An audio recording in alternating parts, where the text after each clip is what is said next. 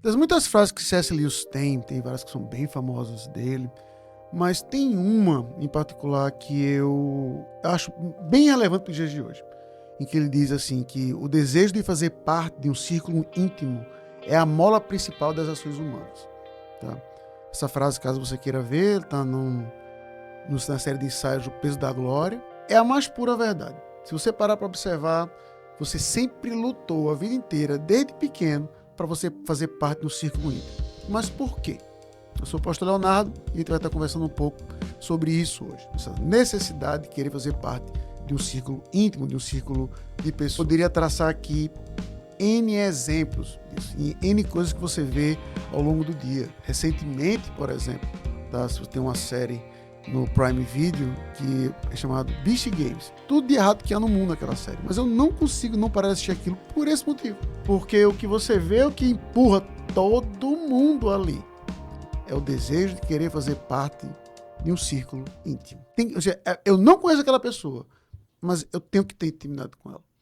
E, em particular, nós brasileiros, que a gente tem isso um pouco até mais acentuado mesmo, e temos, se você conhece qualquer pessoa de outro país, a gente automaticamente vai dizer que eles são mais frios, né? A gente gosta de abraçar, a gente gosta de falar tocando, pegando. A gente gosta de sentir, de fazer parte. Tá? Se a gente for pegar a nossa cultura de futebol, por exemplo, isso se aplica em qualquer lugar do mundo, você vai ver que quando existe um gol, todo mundo ali se abraça, que não quer saber tamanho, cor, peso, sexo. O meu time fez gol, a gente se abraça ali e a gente celebra aquilo. Tanto é que quando a gente vai pegar várias pesquisas modernas, a gente vai ver que, se você for perguntar o que as pessoas mais têm medo, em certa pesquisa que saiu na Norte América, ali, Estados Unidos e Canadá, era um medo de ser cancelado. Ou seja, era um medo de como as pessoas iam reagir a tudo aquilo que ela ia fazer. E a gente não é assim, não. Ou seja, a gente, por muitas vezes, tudo aquilo que a gente faz, a gente pensa várias vezes. O que a gente vai fazer não é o que eu acho, se eu gosto. E por muitas vezes, infelizmente, não é o que Deus acha disso aqui. Mas o que meu pai, minha mãe, o Instagram, as pessoas, como elas vão reagir a isso aqui? E se a gente vê, por exemplo, N casos de pessoas que colocam o sentido da vida nisso, né, você vai ver que basta um dislike ou basta um vídeo de uma pessoa, uma foto de uma pessoa que não teve tanto comentário ou que não teve tantas curtidas, ela sente esse senso de perder aquilo. Eu estou perdendo algo, estou perdendo até um pouco da minha essência. Hoje, em dias modernos, muitos podcasts que você assiste, você vê que o próprio apresentador do podcast, quando ele se refere ao chat, ele fala como se aquele chat fosse uma pessoa. E aí, chat? E alguns falam com outro nome. E aí, família? Por que essa necessidade? Por que esse desejo de círculo íntimo? E aqui no Brasil, eu sei que sempre é uma tendência que a língua é dinâmica nesse aspecto para novas gírias. Mas no dia dessa gravação mesmo, estava na igreja e aí estavam duas pessoas que não se conhecem lá fazendo um serviço lá na igreja. Aí o cara perguntou, onde é que fica o restaurante tal? Aí o cara, pai, tu faz o seguinte. Eu digo, meu irmão, eu entendi perfeitamente isso. Ei, pai, só que esse é meu ponto. A gente está pegando uma das relações mais íntimas que o ser humano tem e aplica a um desconhecido. Ah, pastor, é gíria. Eu sei, não estou exagerando nesse aspecto, nem estou tentando olhar demais. Mas por que mesmo, involuntariamente, a gente faz isso? É isso que eu quero trazer um pouco a reflexão, por causa daquele ponto de C.S. Lewis. A gente luta para fazer parte disso. A gente quer fazer parte disso, porque Deus é assim.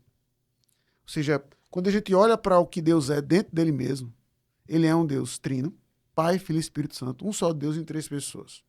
E ele se revela intimamente e se relaciona intimamente um com o outro lá dentro. Então, quando ele cria o homem, a sua imagem e semelhança, ele cria o homem para ser um ser relacional. Então, o desejo que a gente tem de se relacionar não é uma necessidade sua individual.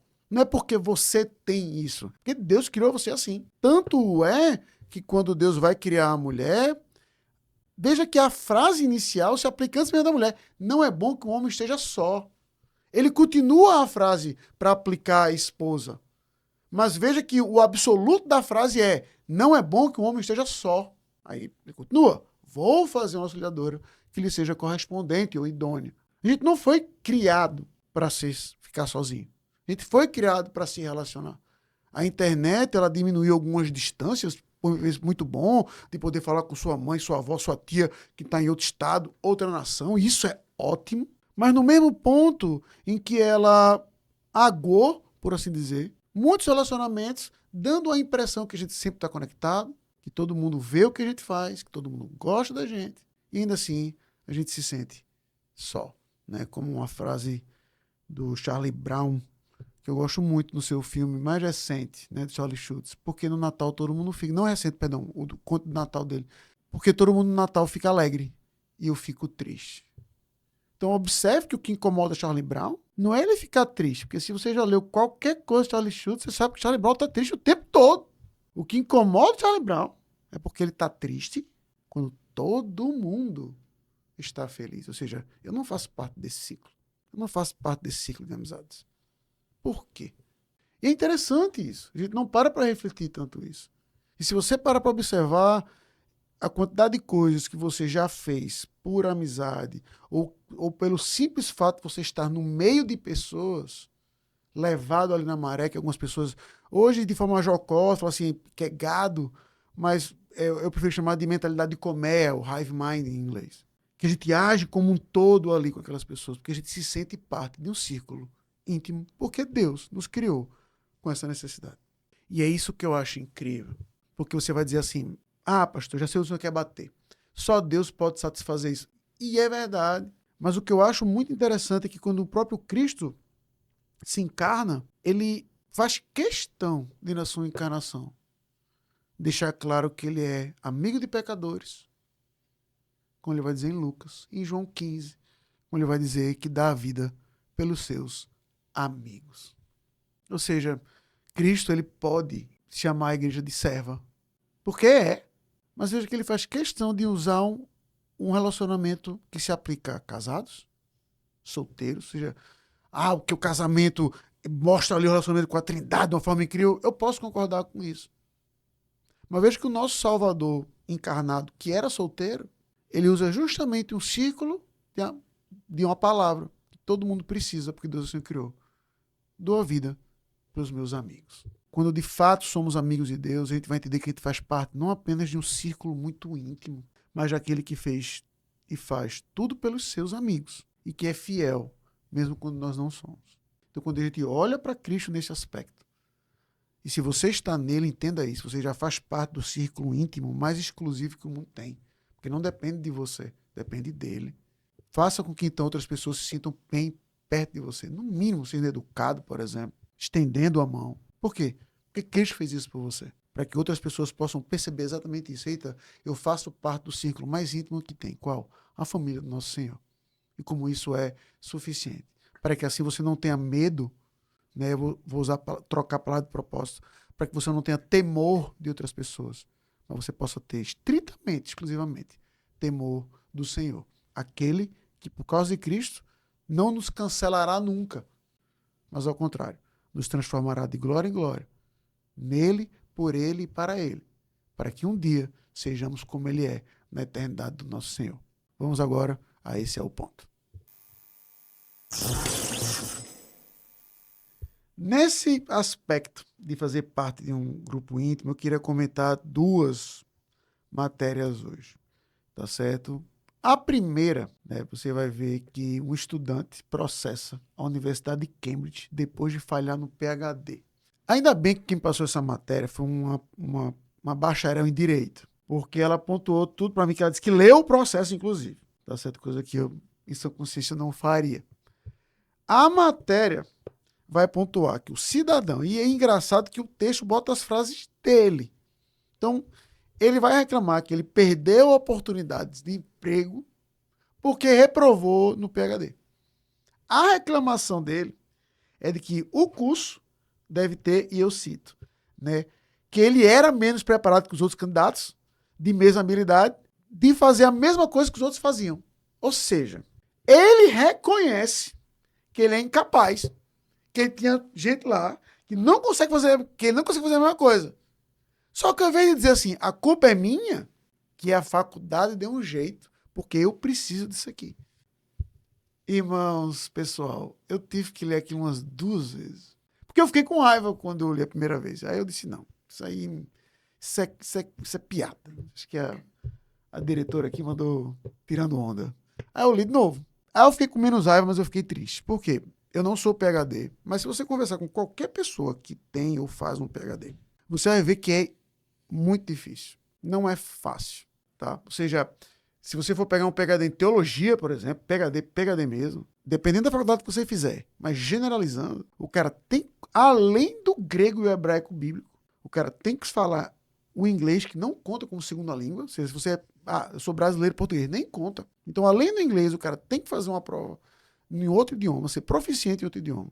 Ele vai ter que responder metade das provas do PhD naquele idioma que ele escolheu. Então, exemplo, se eu estou fazendo um PhD nos Estados Unidos e eu boto francês, metade da minha prova tem que ser em francês, metade da minha prova tem que ser em inglês. Eu vou nem comentar a quantidade de livro que o cara tem que ler. Por isso que o cara ganha a bolsa. Isso que eu estou falando de teologia. Então, não é fácil e não é para todo mundo. Isso eu digo com tranquilidade. Só que, sabe qual é o problema? Quando você e eu escutamos isso, a gente se sente diminuído. Como assim? E eu não sei por que isso ofende.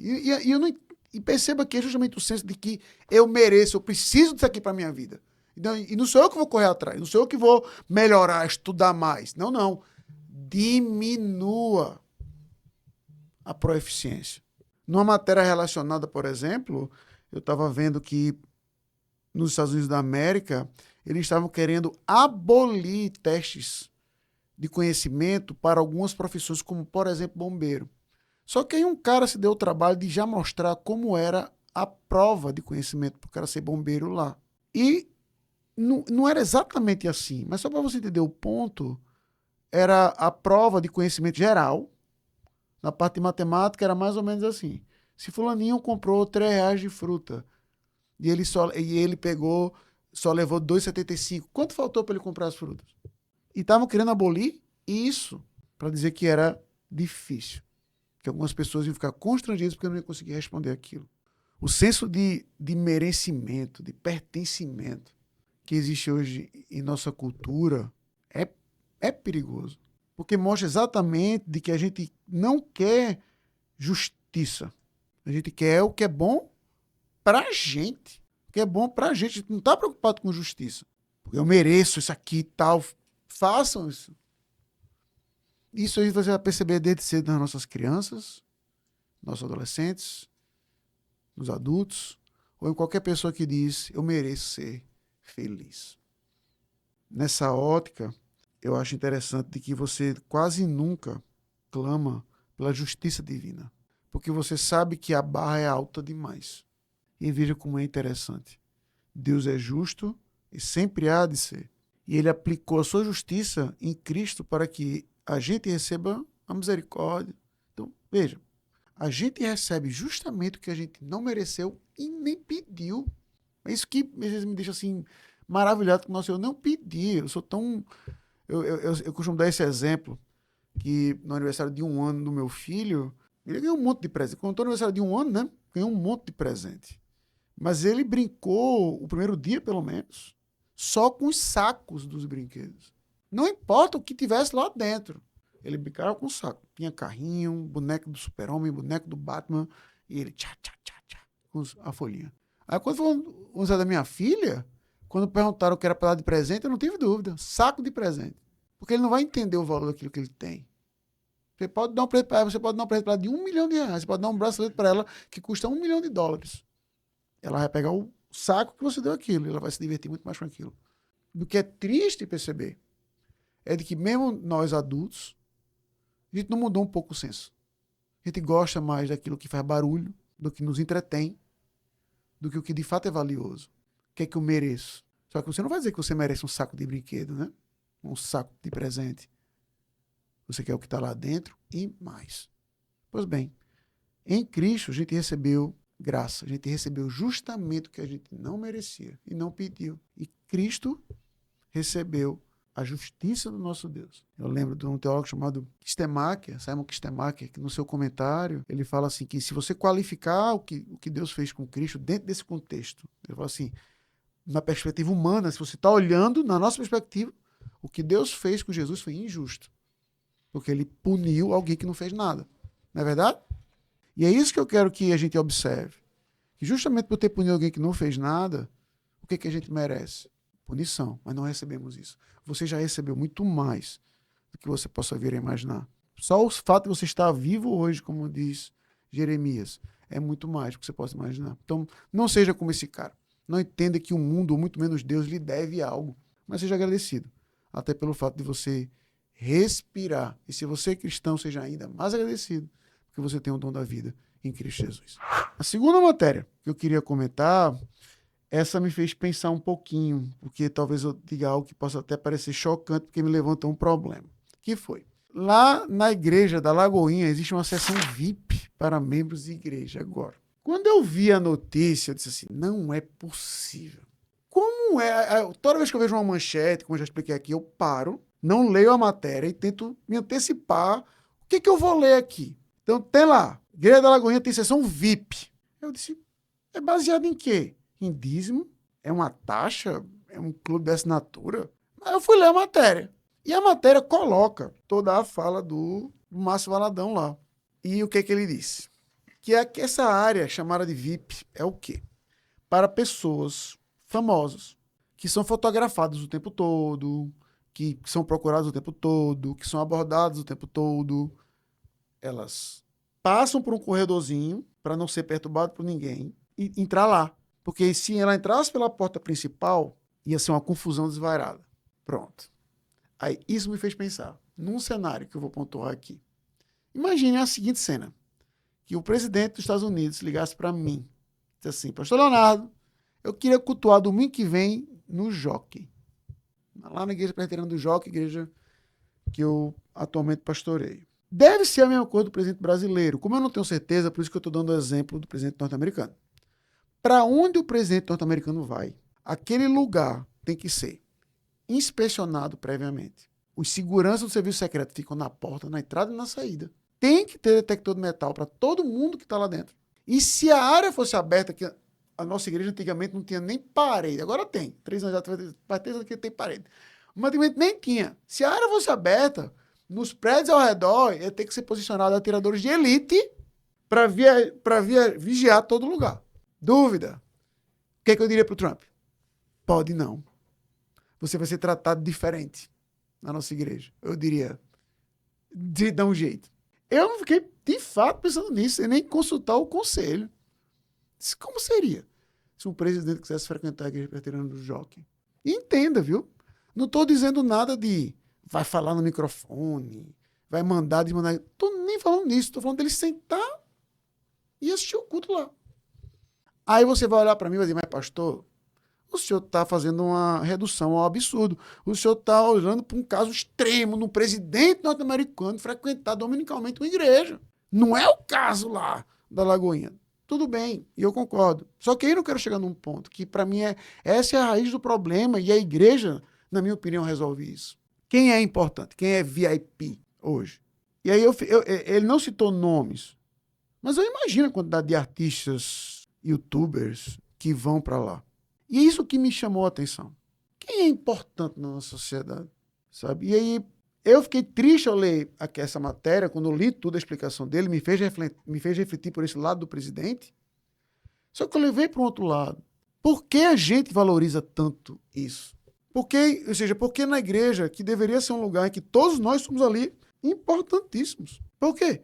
Porque estamos ali pela graça e pelo mérito do nosso Senhor Jesus Cristo. Não é porque, esse é o ponto, a importância de todo crente num culto não está nele. Não está porque ele fez isso, porque ele fez aquilo.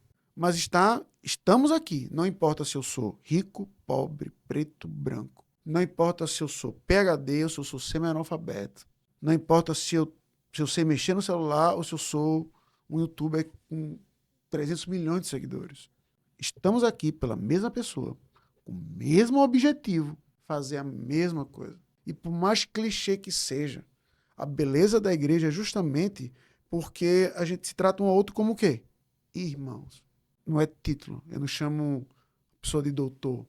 É irmão. Meu irmão, minha irmã. Somos todos um só corpo lá. É triste perceber, né, que já está começando a estar nas igrejas aquele pensamento que ficou popularizado, do jeito que eu vou dizer aqui, no livro Revolução dos Bichos, né? Aqui somos todos iguais. Somos todos animais. Mas tem uns animais que são mais iguais que os outros. Ou seja, que não é todo mundo bem igual assim. Isso me entristeceu. Sabe? Porque a igreja é para ser exatamente um grande nivelador. Estamos ali para servir aquele Senhor que nos serviu.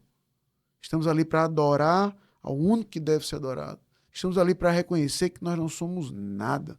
Somos como os mortos que andam, mas vivos pela graça do nosso bom Deus. Então, o que eu fiquei pensando foi justamente que se não seria até bom para aqueles artistas, esse é o meu ponto. Dizer assim, não, você vai passar como todo mundo. Por quê? Porque aqui somos todos iguais. Até uma lição para aquele cara, sabe? Para aquele cara.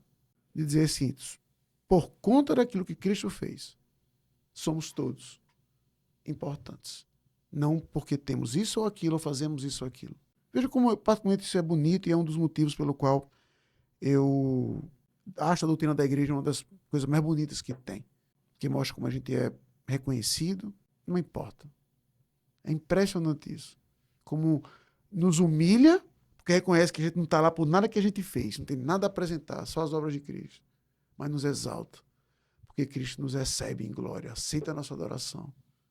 E reconhece que nós somos filhos, amigos, como a gente viu agora também, e que somos pessoas muito importantes por aquilo que ele fez. Então, o ponto é simples. A igreja não precisa de uma sessão VIP, porque todos os filhos do Senhor são definitivamente VIPs. Não tenha dúvida disso. Mas lembre-se disso. Não é para ter aquele pensamento barato de sou cabeça, não sou cauda, sou o centro do coração de Deus, nada desse tipo de coisa. Mas que a nossa importância não está em nós, mas nele, a quem pertencemos, ao que ele fez e o que ele nos tornou pelos méritos dele. Lamento que a Lagoinha tenha esse momento, eu entendi a lógica, como eu falei como pastor, mas eu lamento, porque na igreja somos um só corpo, um só Senhor, um só rebanho, e somos todos, por conta de Cristo, pessoas muito importantes para a honra e glória do nome dele. Vamos ao De Volta pelo Futuro.